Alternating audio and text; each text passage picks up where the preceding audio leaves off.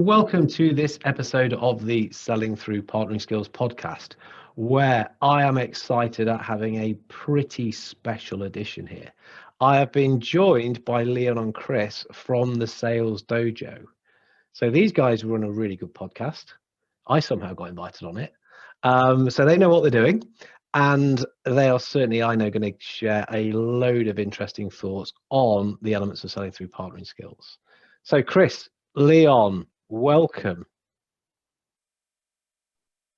Cheers, Fred. Thanks for having us on.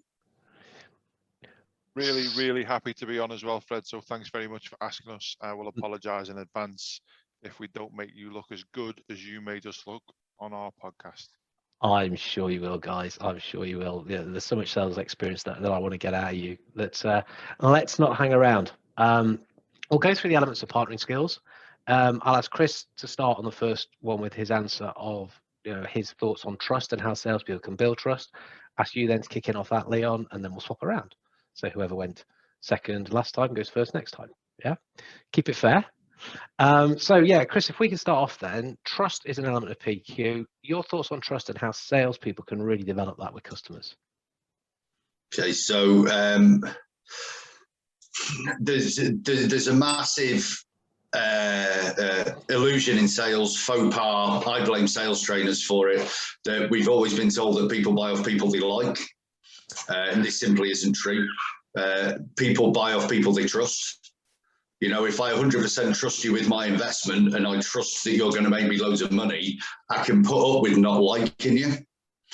But if I think you're the greatest person on earth and all I want to do is hug you and spend all my time with you, but I wouldn't trust you with £5 of my money, I'm not going to do business with you. So trust is far more important than being liked. So it depends where in the sales process you are here, but another myth bust about trust is that you've got to start building it from the top of the sales funnel. And I don't think you do. Trust, the same as rapport, another word I don't like, takes a long time to build up. You don't trust somebody immediately. This is a human inbuilt thing. It takes us time to build up trust. So I would say, actually, if you want it as simple as a top tip to salespeople, stop trying to build trust so quickly, because what actually comes over is disingenuousness. You don't sound very authentic when you try and build trust, because you come out with real cliched things and it actually breaks that trust because you don't sound like you're being genuine. So I would say, instead of even going for trust at the top of funnel, go for respect. Be businesslike, be proud of what you're talking about, be bold, be proud that you're a sales tool, be proud that you are there to sell, because any hiding your light under a bushel will do the opposite of building trust with people, Fred. Brilliant. I wondered how long before you do the people buy from people thing. 15 seconds, mate. Excellent. There you go. But it's the opposite. People buy things to get a return on investment, or they buy things to solve a problem. If people only bought from people, well, how the heck is Amazon doing it? Correct. Leon, your thoughts, mate? Yeah, I think the thoughts I would share on trust is that just like everybody isn't going to be your customer, everybody isn't going to trust you. You can't make someone trust you. You have to earn that trust, and you do that by being vulnerable and honest with someone. And some people who you're vulnerable and honest with just won't like your vulnerability or your honesty, and they'll never trust you. So I think the tip that I would give is that don't try and get everybody to trust you, because it ain't happening. I've known Chris for years. I don't trust him with a barge pole. And he's quite right not to as well. You know, astute judge of character. Wasn't there an England rugby coach that one of the players said to him, "Why did you take an instant dislike to me?" And the coach said, "To save myself time." One of those. Cool, but vulnerable and honest, and it isn't going to work for everybody. So don't put so much pressure on yourself, is what you're saying. Yeah, I mean, like if you salespeople beat themselves up because they think they've got to try and sell to everybody. Don't beat yourself up if you think everyone's got to trust you. They don't. Some just won't. Yeah, that's okay. Okay, cool. It goes along. I'd answer that. It's stop being outcome orientated. if I don't get this outcome, that is a failure. It's not at all. Just be based in the moment on that relationship, because sometimes I don't trust you, I don't want to do business with you, has actually been the best outcome for you. But don't be so outcome orientated. Otherwise, you're going to feel rejected. You're going to feel let down. You're going to feel like a failure far more than you're going to feel like a winner. That's not very good for you. Cool. Let me just check on this. By outcome orientated, you're talking about your own outcomes, the outcome of your sales activity, correct? Yeah, so don't approach every sales call that I have to get a meeting, a demo, a next step, I've got to get a sale, anything other than that, and I'm a failure. Because 97%, I think the stat is, of your sales practices aren't going to get to the end of the sales cycle. So if you're basing how well you're doing and your self-worth in sales on that, you're going to feel pretty crappy a lot of the time. Cool. Okay. So I wanted to just double check on what you meant by the outcome orientation, because the next piece, or the next element of the partnering skills I want to talk about, is the win-win orientation. Okay, so it might have something to do with outcomes, but from a slightly different angle. So Leon, can you lead us off on this one of how can salespeople get more win-win focused? I think, like we've just discussed about the whole trust element, is, if your outcome orientation is that you're hoping that every single opportunity means that you're going to win, then you're never going to get win-win focused. You're always going to be thinking about how you get out of it with something really cool. And the other thing that people do wrong as well sometimes is they become too focused on the client, and they end up going back to their boss with 35 deals which are worth nothing because they've give everything to the client. So I think you've got to be relaxed, and again, understand that everyone isn't going to be a customer, and that if you have a conversation and decide that you're both not going to work with each other today or this week or this month or ever, then that's your job done, because your job as a salesperson is to get decisions and not to close deals. If you get really good at getting people to make decisions, that will mean that you will get more win-win orientated conversations going, and those decisions will likely, about a third of them will go your way. Nice. Okay, so get decisions, not deals. Chris, your thoughts on this?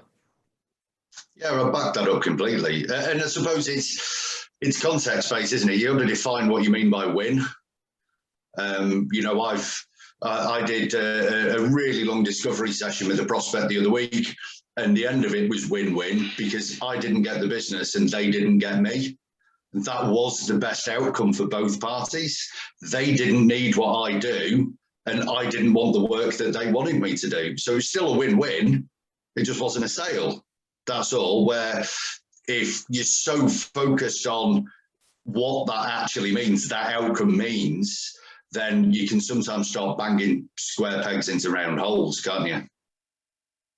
Yeah, that happens a lot, doesn't it? Happens a lot. Yeah. So no, interesting. The theme developing here that you guys seeming to say, guys, take pressure off yourselves. Is that something that you're finding, that salespeople are under huge amounts of pressure, and they put a lot of stuff on themselves because they are trying to win everything, smash everything, crush everything, make everything become a result for them? Yeah, I think they're under pressure from themselves, but also under pressure from rubbish bosses who also think that you should close every deal and you should be hitting twice your target, and under pressure from rubbish businesses who have been saying, congratulations, you hit your target, we're going to increase it next month, without any thought or consideration. And also under pressure from rubbish businesses who go, what's our target for this month for our salesperson? For the benefit of anyone who's watching, I've just licked my finger and stuck it in the air. We'll use that number, and then we'll hit them over the stick with it, and we'll use that number for 15 different people with 15 different skill sets from different levels of ability and different levels of skill and experience in sales, and we'll give them all the same target. So the pressure does come from personal, but it also comes from really, really rubbish practices that the sales industry has been doing for many years. We don't help ourselves. Chris? Yeah, what are your thoughts on that one? And as salespeople, especially junior salespeople, they put pressure on themselves as well, because a sales job is, and it's a perception thing, can be painted as it's how businesses sell sales jobs, isn't it? Come and join us and you'll earn this much bonus and et cetera, and you're like, yeah, you could be a top salesperson, but sales is a real profession. It's a real skill. If I'm going to be an open heart surgeon on the very first day at university, I'm not cutting people.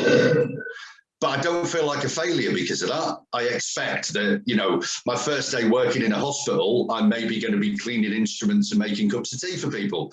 Whereas the pressure comes in, we put it on ourselves, maybe because of the perception of sales that I've been in my sales job 3 weeks and I'm not closing the massive deals. I'm not smashing target. I'm not earning 6-figure bonuses. A lot of this nonsense is out there on the net, isn't it? Well, actually, this is a real skill. It's going to take a long time to get. You can't rush that process. But then again, some bosses want you to come in because they don't understand it. We'll just pick up the phone and do some sales. It's not quite how it works, is it, Fred? No, I was just thinking that the heart surgeon is a great, it's a great analogy in that you're a top heart surgeon. Right, I want you to do 4 ops today then. It just wouldn't happen. They'd never ask the guy to do that. Why? I can't do that many. The concentration and the skill it takes to do one well, that's what you're going to get from me. But yeah, we sometimes say rubbish bosses and rubbish organizations do sort of not get this. We could digress just on this one. We could talk for hours about it. And we probably should. In fact, you guys do, I think, don't you, on the clubhouse that you guys run? You go off down this track pretty regularly? Yeah, because of the fact that we could easily have conversations for hours and hours about really minutiae about sales. That's exactly what we try and do. So Yeah. We'll use a line or a really simple element, a small part of a question, and we'll spend an hour and 15 minutes one evening discussing that in as much detail as we possibly can. Because when you have open and honest conversations in your industry about things that are affecting everybody, and you include everyone in that conversation, it only can help improve the level of what everybody's doing.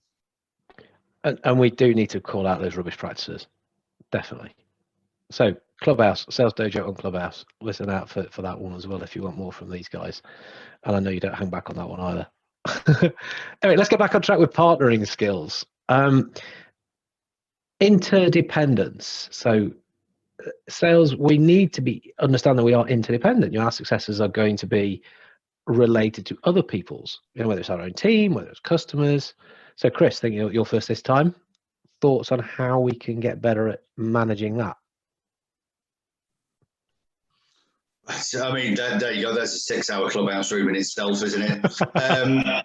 So, yeah, sales is weird, isn't it? Because sometimes you see the people rising to the top of the lone wolves. They've got that mindset to it, and there is nothing wrong with that at all. But more and more, one of the biggest interdependencies is marketing merging with sales. It was always referred to as the colouring in. We need to ask colouring in about this. And you go over to the marketing team. But with the advances in social media, each salesperson having their own profile on LinkedIn, on Facebook, on Twitter, whatever it is, there's that really blurred line coming between who should be writing content, who needs to see. So interdependencies internally within a business is marketing and sales at least need to talk to each other really closely. Good friend of ours, Rich from Refract, he always says in the sales meetings, when you're listening to sales calls, get the marketing team in. Because if you want to learn about what's going on with your customers, listen to sales calls. That's really your customers talking about what's important to them. Marketing need to hear these stories. So an interdependence there for me is massively get those two teams in the same room all the time. Cool. So start at home. Yeah. Start at home. Yeah. If you're not all playing on the same team internally, it's definitely not going to work when it goes external, is it? And customers can see that, can't they? It's obvious to them. Yeah, you get mixed messaging going out. There's no congruence. And that's one of the things as a buyer, you pick up on unconsciously really quickly, is if there's an incongruence in messaging. Just as if, salesperson turns up to a meeting smelling great, nice shirt, nice suits, everything on, and flip-flops. There's an incongruence there. You're going to pick up on it and the alarm bells ring. Well, it happens when departments don't talk to each other as well. I turned up to a meeting in sandals once, but I had broken my toe playing rugby. That was why. Would you forgive me that one? No. You should just take the laces out your shoes, wear a big shoe. There you go. You've never broken a toe, mate. Right, Leon, interdependence. How can as salespeople, what can we learn from that? What can we do better? Yeah, so I think what we're talking about there is a straight line from marketing and sales, and I think I would make that a circle and include customer service in that conversation at the same time as well. The whole thing's business. So if you get them all talking to each other, that circular motion means that you get even more traction, which means you get even bigger results. So I would include the customer service people in the conversations with the marketing, include in the conversations with the salespeople, and have that total interdependence. Sales is a strange word because sales is something that happens. Sales happen, but it's also a department of the business process, which includes marketing, speaking to lots of people, which then feeds into the sales element, which gets them to say yes and cancels out all of the people who shouldn't be buying from you. But then the customer service element should also feed your marketing, because you get some information from your customer service people about what your customers did like, what they didn't like, what they did do well, what they didn't do well, and that should feed your marketing, which feeds your sales, and it should be an ever increasing circle of infinity. Cool. So very much beginning at home with what we're saying on that, and then we've got to deliver for customers as well, and we're dependent on them for our success. So again, I'll just keep us moving on, and thinking about this next element, which might call it transparency, but this is about self-disclosure and feedback. So it's about giving a bit of information about ourselves, giving feedback to customers as well. How can salespeople do this? Why should we do this? So just explain what you mean a little bit by that, Fred, if you can. Yeah, sure. So when I looked at the model of PQ put together by a guy called Steve Dent, one of the things that he said is that people are good at partnering, good at relationships, is they will give some information about themselves. They'll let others know about what they're thinking, what they're feeling, because you can't expect the customer to be a mind reader. But actually, this isn't a good deal for me. That's how I kind of see it. Yeah. Equally, we need to be giving feedback to customers, which is like, if we said we're going to work like this, well, you're not keeping your side of the deal. You're not helping me help you when that's what we said we were going to do. So that's kind of how I see this element of partnering skills come into play. And but it's not as easily done as said. You call it feedback. Is that what the element's called? So it's self-disclosure as one part, and then the other part is to do with the feedback that you are giving to people. Okay, cool. So I think that, and I say this a lot, and I know Chris probably gets sick of me bleating on about it, but feedback is the breakfast of champions, and if it's going to be effective, it's got to sting a little, and we all need to get comfortable with feedback, which makes us recoil and worry a little bit about what we're doing wrong, and then lets us grow from that recoil position into something bigger, stronger, faster, harder. So I always say that if someone's got something really good feedback wise, they should tell everyone else about that.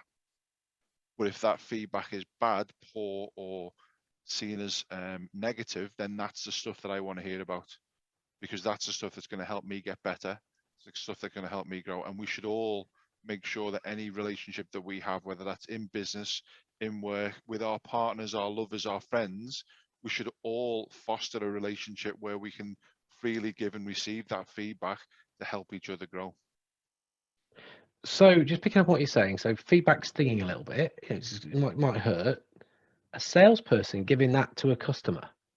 Yeah, it's about being an equal in that relationship with your customer, isn't it? A big challenge that salespeople have is that it's subservient. I'm really sorry to bother you. Excuse me, I hope you don't mind me asking. Listen, would it be okay if? And that kind of relationship fosters a problem where the salesperson feels inferior, feels a junior partner in that conversation, and the person buying feels like they've got lots of weight and they can ask. I've just had an email today from a client which said, I've spoken to the board. Hopefully they don't listen to this, any of my clients, by the way, but I've spoken to the board and they're looking for it to be cheaper. The IT guy is saying he can get it half price somewhere else. Good luck. Go and get it half price somewhere else then. That if that's how you operate and that's what you're looking for, which is the most important thing for you is the price, I can probably show you another couple of places where you can get it cheaper. Cheap isn't always best. You need to stand your ground when you're doing this kind of thing, and the feedback needs to be, look, if that's what you want to do and you want the cheapest possible option, I can help you find something really cheap. But if you want quality, if you want something that's going to help you, I can help you with that. Okay, and you have that as a grown-up discussion as equals. Yeah. Yeah. Cool. Chris, your thoughts on this one? Yeah, it's sales or selling is about getting somebody to make the right decision. Doesn't necessarily mean that's the decision to buy off you. As Leon said, if they're after cheapest and there's reasons behind that, I'll support you in it. You might not be getting it from me, but it's about having an open and honest, because it's my duty as a salesperson in B2B sales to help that business make the right choice. Now, if the right choice is they should be with me, it's my duty to try and help them make that decision. But I've got to be really open with my feedback that, that we're really upfront when it comes to price. We'll bring it up first. We don't hide price at all, because this is the price. If you've got a problem with the price, probably not with you. And let's have that conversation now, not 8 meetings, 6 months and a whole wasted time later. Upfront, open, honest communication, which 25 years ago when I was going through sales training, I would have been asked to pick a window to leave out of if I brought those words up. But that's where it should be. My duty is to help you make the best decision. And the only way I can do that is by sometimes pushing back, giving you some feedback that, as Leon said, might sting a little. As long as it's coming from a place of decency, a place of genuine care, nothing wrong with that at all. I'm not going to upset anyone. They'd be more upset if I didn't, I don't really want to upset them, I won't say that. So they went ahead and did something, and 6 months later found out that they made a terrible decision, and I went, oh yeah, I knew that was going to happen, but I didn't want to tell you. No, it's my duty to tell you. Yeah. No, I can imagine 25 years ago, in a similar position, you'd be just like, what are you guys thinking? But that's where we're at now. Yeah, and it's really healthy for the sales industry, and anybody who feels they can't be like that about the products and services, well, go and seek some feedback off somebody else about what you're doing. It is a gift. Absolutely. So moving on to the next element, which is comfort with change. Yes, it's an element of PQ. Comfort with change for salespeople. I think it's you'll go first this time, Chris. Okay, could you give me a specific scenario, Fred, that I could give you some feedback on, but it won't sting? I could sting if it was. That'd be good. I'd learn. I'd be faster, stronger, harder, better. No, so comfort with change. I mean, the way I see this is that salespeople are change agents. That's our job. We are helping people to change, and we've got to be pretty comfortable with change ourselves. Otherwise, we haven't got a leg to stand on. How can we expect other people to? And we've got to understand how change works, the process people go through to be able to do that. So yeah, what are your thoughts on how, as a salesperson, we can do that, and we can add value by understanding that is a part and parcel of what a customer is going to have to experience? Yeah, there's so much we could dig down into this. And your sales is taking somebody from one state and moving them into another state.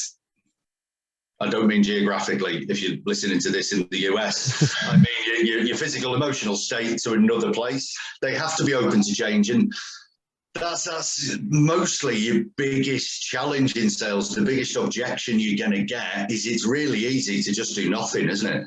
Yeah. We have to motivate people to change. So that involves listening and asking and really finding out about somebody's world. So as a salesperson, to help the customer, we've got to help them with that and help them realize why that change is good. As a salesperson for ourselves, though, well, trying the same thing and expecting a different result is insanity, isn't it? You really have to be open to change. If as you know, I'm a huge fan of making sales calls, the whole B2B cold call thing. If I made a B2B cold call today, the same as I did 10 years ago, wouldn't get a result. If I did it the same as I did 5 years ago, it wouldn't get the same result, because the world's moved on, how people interact has moved on. So change as a salesperson, you've got to be a sponge, you've got to embrace it, you've got to love it. And to help your customers, you've got to be aware that actually you are asking them to change there. You've got to really find a strong need, because your strongest objection will always be, don't do anything different. We're happy as we are, we're fine as we are. Even the devil we know, it might not be the best position, but at least we recognize that. We know how to deal with not good. Yeah, this isn't brilliant, but we know where it falls down and everything. There's a bit of unknown there for us, isn't it? And just the effort, if you're talking high ticket price, corporate level sales, sometimes the sales process is 18 months long and involves 20 people for a £15 million deal. Well, it's a lot of work for the salesperson, but it's a lot of work for the company purchasing as well. Do they really want to go through all that again? Yeah. Possibly not. Nice. Leon, what are your thoughts on changing salespeople? You talked about PQ with your stuff a lot, Fred, and there's a number of, obviously there's IQ as well, but there's the whole EQ side of it, which is the emotional intelligence, and you need massive EQ in sales to be able to understand that you have to be an agent of change yourself. If you're going to ask other people to be an agent of change, you have to be able to relate with people and allow them to relate with you. So I laugh a lot when people say, you call up a company and say, I'm sorry, we don't take sales calls. And then this trying to sell their product or service to other companies. It's like, how do you expect that you're going to get on in life if you're not able to relate to what other people are doing? So absolutely anyone who's in sales, if they're not prepared to change, then they should probably get themselves a job. I was going to use an example, but I won't use any example of another job that might be disparaging to people who do that role. You should go and get a job that doesn't require you to change too much. Maybe on a line in a factory. Something that needs solid, consistent, no change whatsoever. Quality auditor. There we go. Yeah. If you're listening, quality auditor, please accept that. I've obviously probably got that wrong because they're saying there's that many new processes that we have to understand and move towards getting better. But no, definitely you're right. EQ is a huge part of professional selling, isn't it? And related to people, and that people go through change at different paces. Some people embrace it, they love it. Change is exciting, new opportunities. Other people will fight it. I think quite a lot of salespeople tend to like change. It kind of excites them, but they go at a different pace to someone else. And so, as you say, you've got to relate back and make sure you're going at their pace. And if we are trying to move along, doing it at that right kind of speed. I'm not sure if anyone likes it. I'd probably disagree with you and say nobody likes change, but what they are is better adapting to change than some others. So I think as a species, I think we are totally against change. We want to keep the same status quo and have the same people around us, and we don't want anything to change, whether that's up or down. But I think some people are better at adapting to change than others, I think that's fair. So we come to, I say it's the last element. I mean, these are all interlinked anyway, and we need all of these working together to be somebody who's good at partnering, good at relationship building. And this is future orientation. So it's looking towards sharing a vision and making decisions based on that. So I think you'll go first, Leon, this time. Thoughts on that as a salesperson and what we can practically do to bring that into the way we operate? Yeah, look, Andy Bounds famously wrote that people don't care what you do or what you say. It's what happens in their life after you've left it that they are buying. They're buying the effect of what your product or service is going to give to them. That's exactly what people want. They want this better future. And the reason why social media and Instagram and influencers is so prevalent and such a challenge in society right now is that people want perfect. They don't want to do anything to get there. They want it right now, and they don't want to have to have done the hard work and effort. So people are definitely orientated towards getting that future thing faster, quicker, and easier than they ever have. So you need to be able to have them conversations so you can help people to get there. If you're going to help people get there, the best way for them to understand it is in the form of a story, which involves smells and sounds and vision, and all of those different things will help them to appreciate it much faster than if you just tell them it's going to be cheaper. Tell me a bit more about storytelling. Well, I'm going to use a really cheesy line, but facts tell and stories sell. If you talk about facts, the king died and the queen died. If you want to tell that in a story, the king died and the queen died from a broken heart. Totally different thing happens when you say them two things and they're both exactly the same bit of information. Brilliant. Because we empathize with stories. Yeah, we think with our heart, funnily enough, rather than just pure head. We remember them more. before we had languages, we had tales and stories of what had happened when we went and fought the saber-tooth tigers or brought down that woolly mammoth. And they're the kind of things that we used to do around the campfire long before we shared massive languages and we could communicate with each other really well. We communicated with stories. That's how we remembered stuff. We're inbred to remember and rationalize things based on the fact that we can visualize it. Yeah. Another whole episode purely on storytelling, and again, that's a big episode. But no, that's a great way to help people with their future orientation. Chris, thoughts, other ideas? Yeah, I love storytelling, and yeah, whole show in that. Quite often, sales will come unstuck because we are trying to future orientate people, and it isn't. You can't make 7 figures in 2 hours whilst eating an avocado and writing your thoughts in a truth journal. And it's massively out there now, isn't it? People are trying to peddle this, and sales is, you know, as Zig Ziglar said, the elevator's stuck. You're going to have to take the stairs one step at a time. We've got to take, but that's not just for salespeople. That's for customers. So when you're selling to customers, you've got to make these milestones, make that journey visible to them. As Leon said, stories make it visible, they make it real. I say this in a lot of the stuff that we do. Subway sandwiches do this brilliantly. So Subway don't sell sandwiches. Subway close you on sandwiches because they take you through each step of that journey into the future. And the final step is they take the money off you. But they just gradually walk. So you walk into a sandwich shop or pick your bread, or before you know it, they've taken you through a 6-step process out the door, and you've got a wildly overpriced sandwich in your hands. Yeah, but it's a process. So when you're selling, if you need to future orientate people, they need to be really aware of each step that's going to get them there, and agree those steps along the way so you can take them with you. Nothing should come as a surprise to people on that journey. Everything should be agreed and milestone out, because your deals become far stickier that way. Like a sandwich.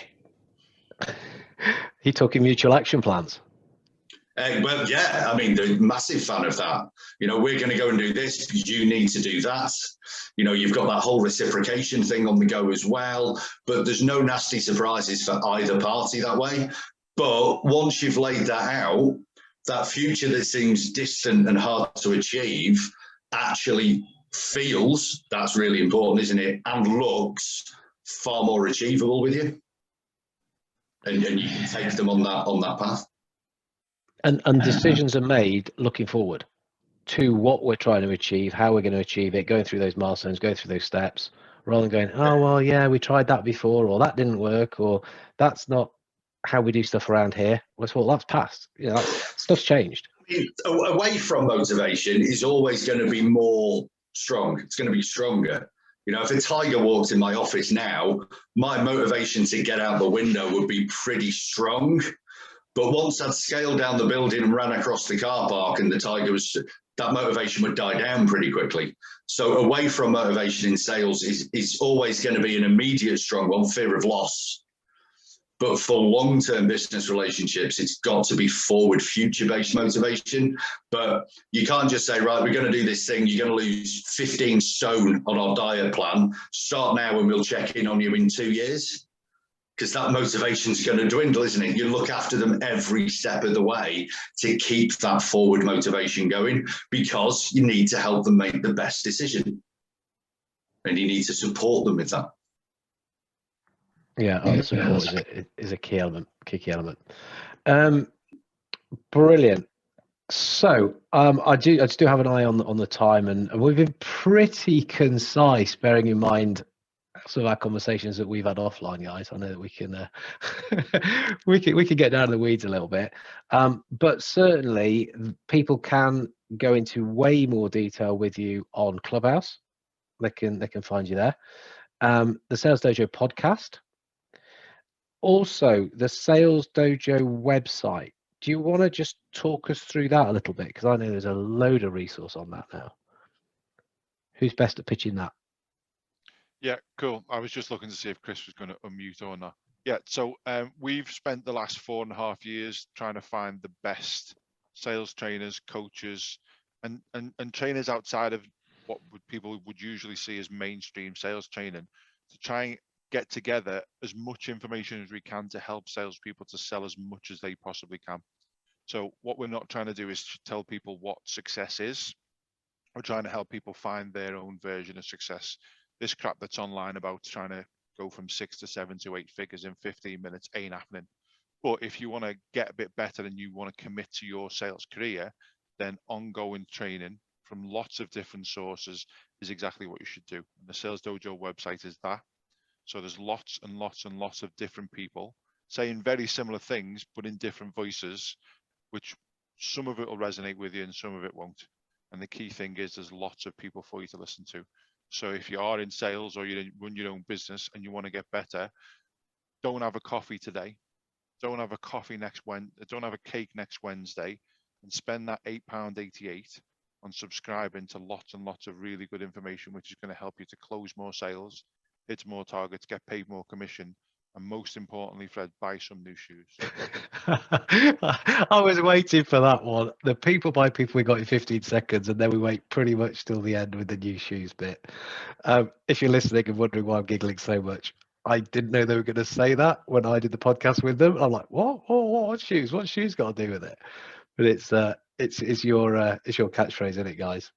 Like Fred, when I was 15, I got a job selling carpets in Southport, and there was a shop called Russell and Bromley.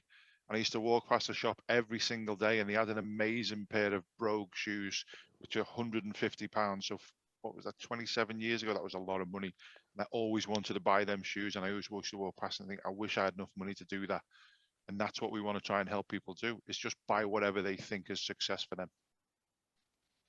Brilliant. Did you get the shoes? I didn't get them ones because the Russell and Bromley store doesn't do size 14, and I've got canoes for feet. So, but I did get some other nice ones, and I continue to buy nice ones on a regular basis. Top man. Thanks, Leon. How do people get in touch with you, mate, if they want to speak specifically? If they're not doing Clubhouse, not listed podcast, and not in Sales Dojo? Yeah, look, if someone's in sales and wants to have a conversation, 07791 079717 is my mobile. Drop me a line, we'll have a chinwag. I could talk about it all day. You could, and if someone does want a conversation, I would recommend doing that because I know you'll give good advice. It's a genuine offer.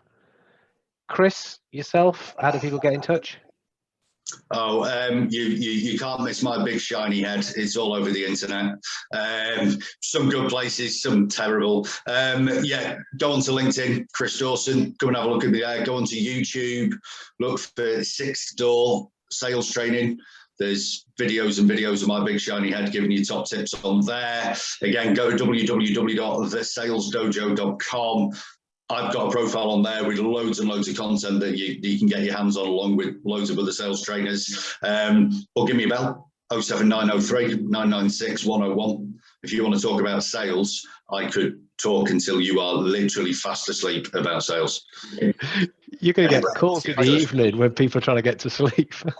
I can confirm that is the case. Usually, if I can't get myself to sleep, I'll give Chris a ring and it'll be asleep in seconds. It's like a weird sales chat line. Oh, no. Now I'm getting really weird visions in my head. Guys, thank you so much for that. I really appreciate you coming and sort of focusing just on the PQ stuff for a bit of a change. I know you really care about sales. I know that's why you do this stuff, and why you put so much content out there, which, you know, I would urge people to go and have a listen to, have a look at, and sort of take on board. Thanks so much, and I will look forward to speaking to you again soon, guys. Fred, thanks very much to you, mate. Really appreciate the time that you've put into writing that book, which is going to help some people get what they need out of life. So really appreciate, and all the power back to you, mate. Cheers. Cheers, Fred. Great to be with you.